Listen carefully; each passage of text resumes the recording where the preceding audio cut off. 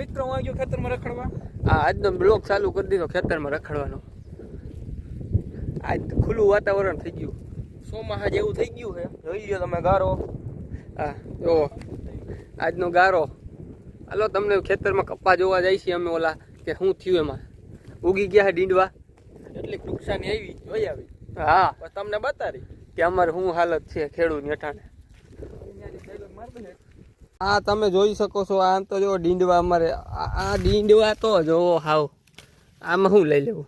ખાતર નહીં ના વૈધા ને દાળિયા નહીં ના વૈધા ને અમારા ના વૈધા. આમાં કોક પૂંભળાવા થઈ ગયા. આ ખરી ગયા જોવો જી. આમાં શું કરવું અમારે નથી.